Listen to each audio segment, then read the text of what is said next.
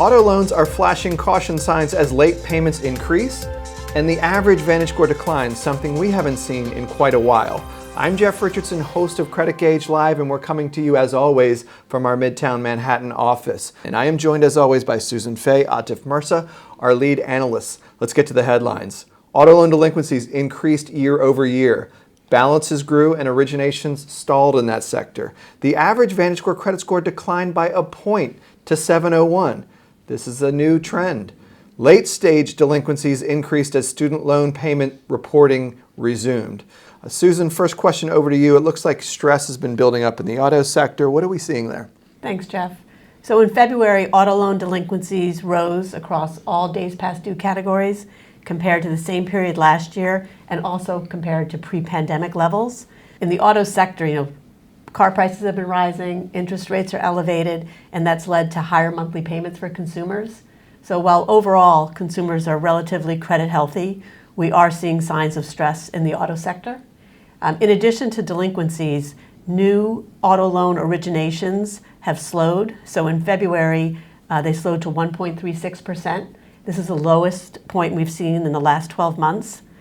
So there's definitely areas to watch in this sector, especially with economic headwinds continuing, and we'll see what the impact of possible tariffs have on the auto sector in the coming months. Thank you, Susan. Atif, over to you. Seems like 1 point, not a big deal, but it actually is. What is going on with the average VantageScore credit score? Thank you, Jeff. Yeah, so first time in 11 months, we've seen a drop in VantageScore credit score from 702 to 701, a point. And the main reason is student loan resumption and student loan reporting, where we see late-stage delinquencies rose. What trends are we seeing overall in delinquencies? So we saw credit delinquencies rise in February 2025. The big story is that we saw late-stage delinquencies jump 1/4 point. And this is mainly due to the student loan reporting resumption in mid-February. So consumers are now dealing with added pressure of these missed payments, and it remains to be seen how it impacts on other loans. Thank you, Atif. Thank you, Susan. We're looking forward to having you back next month. Next up, our special guest is Kelsey Zhu. She's a Senior Research Analyst and Director at Autonomous Alliance Bernstein. She covers the consumer credit sector, and so we're going to unpack some of these trends. Stay tuned. Welcome back to Credit Gauge Live. I am joined by my special guest, Kelsey Zhu. She's Senior Research Analyst at Autonomous Research. Kelsey, we just talked about some of the latest consumer credit trends that Credit Gauge is showing us. Curious about what your thoughts are on the overall outlook for consumer lending in the calendar year.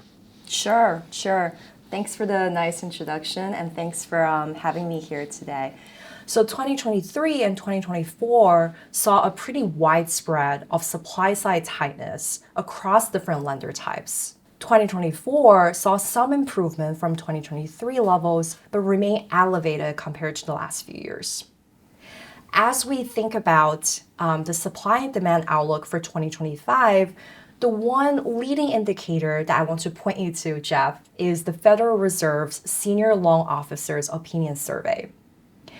If we look at that survey, so historically, as lending conditions gradually ease, it would generally translate to better consumer credit growth with about 3 to 4 quarters lag.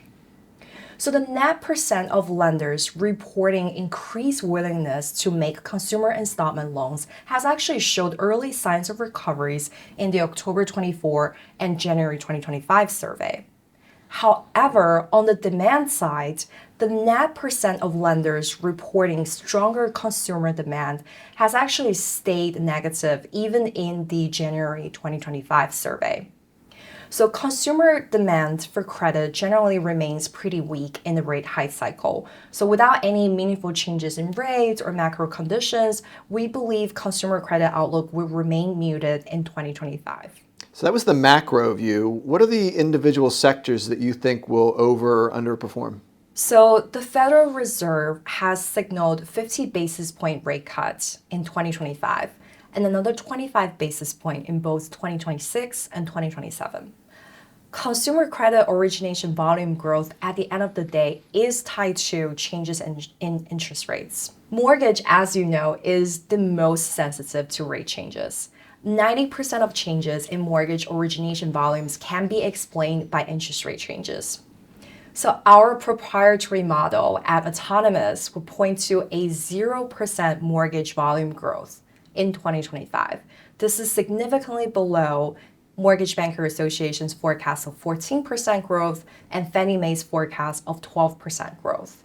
Switching gears to credit cards, card origination volume growth is generally influenced by the total marketing spend by major card lenders in the US. So the street is forecasting high single-digit type of growth for card marketing spend from 2025 to 2027, which is really the basis of our forecast for card origination volume growth. We're forecasting low single-digit card origination volume growth in 2025 and 2026, and mid-single-digit type of growth in 2027. Auto supply chain saw pretty severe disruption during COVID. What we saw was rising car prices, low inventory levels, and low origination volume levels. As to where we stand today, I think used car prices have come down somewhat since COVID. New car prices remain elevated. Lastly, just on fintech originations, which is most sensitive to interest rate changes. The last 2 years, we've seen rising delinquency rates and falling origination volume growth. So the street is forecasting better origination growth in 2025 and 2026 for fintech lenders, and we're forecasting mid-single-digit type of growth for fintech originations in 2025 and high single-digit growth in 2026 and 2027.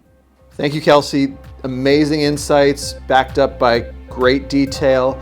We can see why you are among the top Wall Street analysts in consumer credit.